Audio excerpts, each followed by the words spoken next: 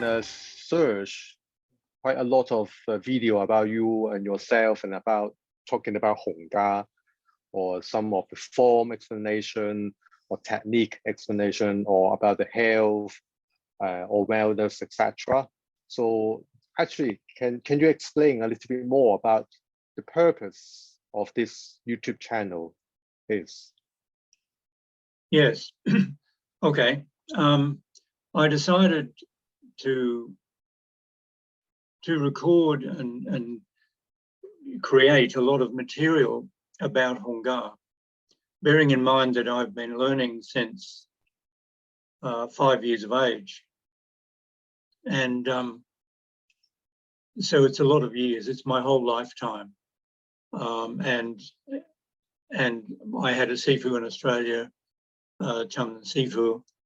When I came to Hong Kong, I began to learn from Chan for about 6 months until he became ill, and then I moved over to Tia Wai, who I've been learning from since the mid-80s.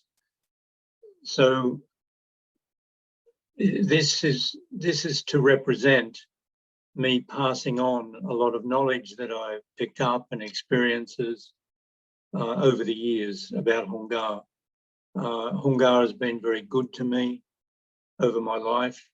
It means a lot to me, and I'd like to think that it's carried on after I'm not here any longer, because I think it's a very worthwhile pursuit for people in society today.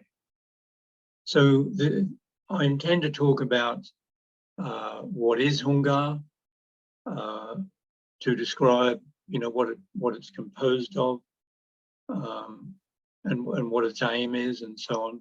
Why people want to learn Hung Gar? Why would anybody choose to learn Hung Gar today? Being a traditional martial art, and how to go about learning Hung Gar, and what is included in it. What are the components of it? We play forms, we play weapons, but that's not what it's all about. There's a whole lot more things in it. And then a general Q&A. I'm hoping to find questions from people interested in Hung Gar and answer all their questions to try to give people a better understanding of what it's all about and its various aspects. I will also do discussions with other Sifu, and they may be Hung Gar Sifu or from other styles, including Wing Chun, Tong Long Kuen, Chole Fat, all of these traditional Chinese martial arts styles. And perhaps I'll even talk to people from karate and other types of martial arts, because I think it's interesting, particularly interesting to do some comparisons with Hung Gar and other styles. And you may find out there is some similarity or relationship between different kind of martial art, actually.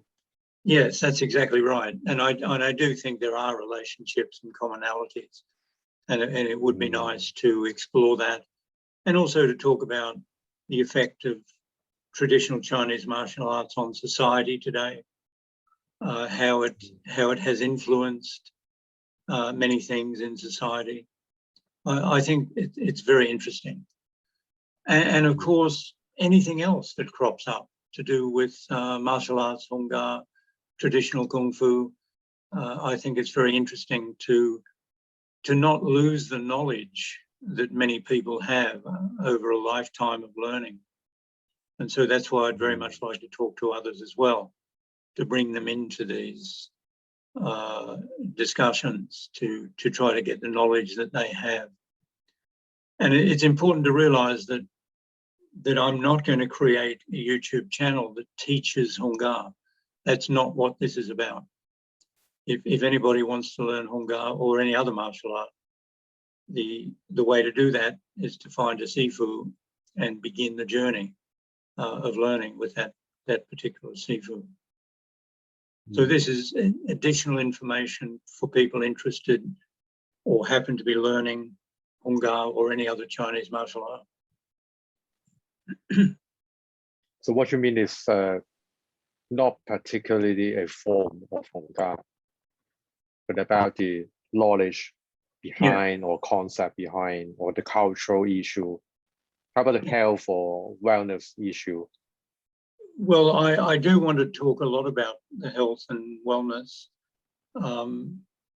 because it's basically my background. I mean, my life has been learning about health and wellness and doing seminars and teaching people about that, and particularly in many years of clinical practice with Chinese medicine and various other forms of therapy. So yes, I will relate what we learn in Hung Gar and how it's related to medicine, both in Western medicine terms, Chinese medicine terms, and I can go into whatever depth people are interested in knowing about. So very much so, yes.